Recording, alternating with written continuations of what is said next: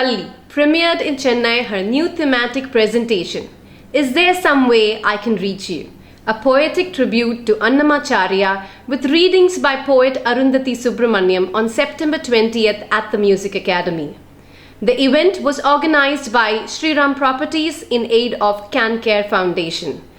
Dance Kathas caught up with the dancer and the poet after the performance for a conversation. It's Valli who should be talking about the genesis of this production, but I'm just going to say very briefly how I entered it. My entrance was just the fact that I read a book of poems, a book of translations actually, of Annamacharya, translated by David Shulman and V. Narayana Rao, a book called God on the Hill, and I was excited, very excited. I had a performance in Bombay. I was about to leave and I had a call from Arundhati saying that there's this festival that she was curating called Curating a Bhakti Festival at the NCPA. And then she said, I'd like you to perform and could you include a poem or two of Annamacharya, because it's Annamacharya and Kshetraya. And I remember telling her, oh, we can also have the Tamil Bhakti poets and so on and so forth. And she said, fine, whatever you want, but why don't you just read in a very gentle way, read God on the Hill. So I went back and it was the December season, and actually it was in January that I finally read God on the Hill, and I was so excited. I remember calling her up. I was so astonished. As dancers, we are all used to a certain range of poems thanks to M.S. Subbulakshmi's renderings. But these were so different. The other poems are very beautiful, the ones we know. But they were so subtle, so complex. And Arundhati said, yes, that's wonderful. Then maybe we should just stick with Annamacharya because there are so many wonderful poems.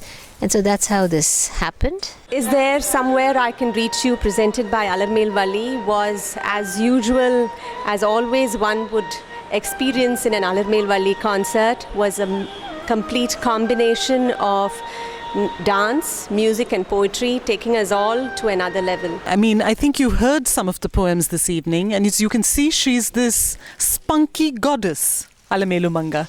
The voice that comes through in these poems is really that of a feisty woman. She's tough, she has attitude, she oozes sensuality, and she's the kind of woman you want to hear more of, you want to watch, and you're actually allowed this amazing vantage point as a viewer and as a listener. You're actually led into the most intimate space, the bedchamber of the god and goddess, where power equations are shifting all the time.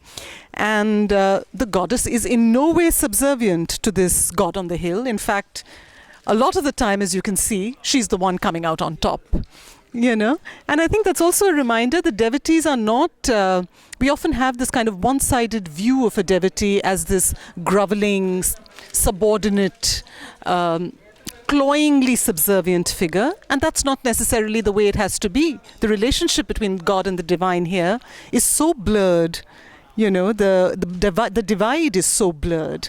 It's very difficult to tell who's the boss and who's the slave. For me, I think we visited both Tiruchanur and Tirupati. We saw especially the one where Alarmel Manga is angry and she refuses to, and how he coaxes her. That was beautiful. So was the one where she speaks of her Atma, how do I get to you? How do I reach you? And ultimately she says, you are my slave and you are my master also. But actually the poet has used such an interesting device. Remember, we were discussing it.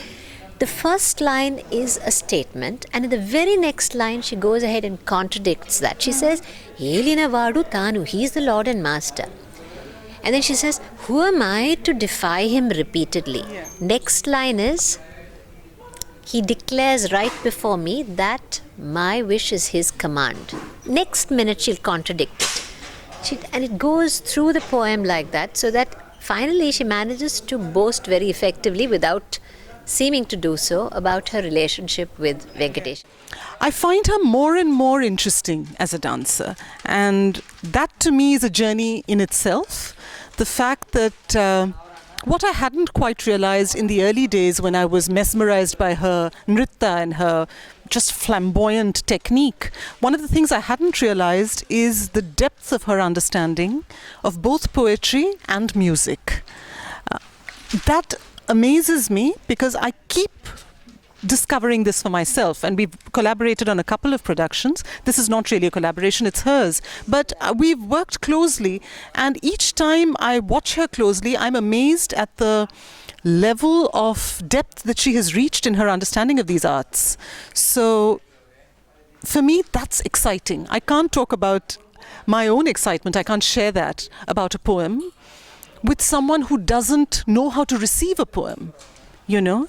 And this is someone who knows, and she knows instinctively, and she knows in this very instinctive as well as a very sophisticated way. Trying to be very objective, I think it was a brilliant performance by both Arundhati and by Valli, and it was extraordinary. Arundhati and I think there is such a lot of harmony and rapport in the way we approach things, the way we perceive things. Every time I speak to her, we talk for hours.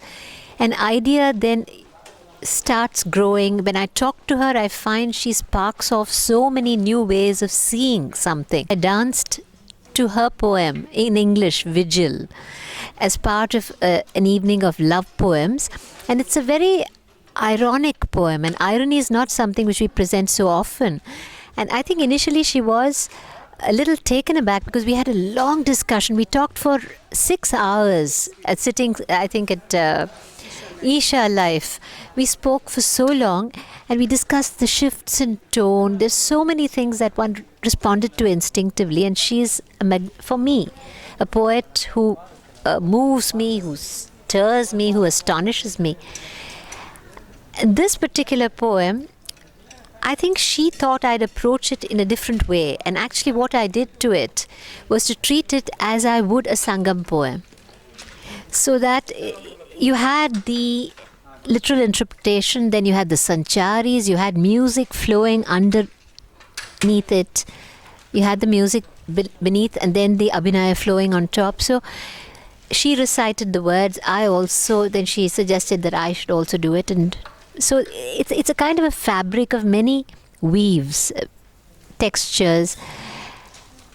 The thing is that poem for me was a challenge. It took about 4 months to do. But I think that I had a lot of confidence about it, which is, I'm surprised how I came to it and how happy I felt with it finally. So Arundhati said something. She said I appropriated her poem. Which, as far as I'm concerned, is a big compliment. You know, it really felt like she has made this poem her own, you know, and there were times she knew more about it than I did. And I still believe that she actually at this point knows more about that poem than I do. Namaskaram Dance Katha viewers. The compositions were just so, very lilting, and I think most of the audience would have enjoyed it very much. When I read Kopamuttirina Meeda, when I am done being angry, then I'll make love, she tells him. When I discussed it with Prema, and I was telling her, she suggested some ragas. And then I said, why not Atana? And we discussed the talas, particularly in Elina Vadutanu. That very delightful piece where she says, he is the Lord and Master. What can I say if he keeps praising me in order to please me? She kept singing it. She said, Tilang. She suggested some ragas. Then I said, Prema, it runs through my head in Behag. For some reason, every time I sang it to her and said, I want something like this, then it was coming out in Behag. So she said, finally, I'll set it in Behag because it seems to be already, you can hear it in Behag. So I could hear the music in a sense. And then when I, for instance, the first verse, Yelina Vadutanu, Ye Managala Nenu, Polinchi Ta Nannurake Pogadi Gaka. He is the Lord and Master. Next it's Pantamada Nentadana Palumaru Tanatonu Chentata Na Cheppinattu Sesinani. I said this is like Tishranadai. Pantamada Nentadana Palumaru Tan. I felt it was this. So I kept telling her, can we have Mishra Chapu and then we go to Tishranadai each time. So initially she was hesitant. Then she said, I think it can be done. And she's an amazing musician. She can empathize with you, she can enter into the spirit of what you want, and then she composes the music. So she did it. The music composition, I am as much a part of it as the musician is at every point. Because unless that happens, Charukesi, for Yedu Payamu, she had suggested Shuddha Danyasi, she had Gambhira Natai. So I said, no, let's go with Charukesi, because that feeling of bhakti and agonized bhakti, for me, that tearful bhakti comes out in Charukesi. I respond like that. So I asked her for Charukesi. Akila Srinivasan and Sriram Properties, Chitra Mahesh was the one who, from CanCare, founder of CanCare, who was talking to me, and I was telling her in general. She immediately said, can we do this for CanCare? And once she took it up, and Akila Srinivasan, I believe the chairman took all of 3 minutes to decide that he would go ahead with it. I think for a corporate to support arts today is itself rare. And the love with which Akila has gone through, from the flower arrangements to every detail, what does that person want? What would you like to do on that evening? Every detail with such passion and commitment. I think she was a remarkable person.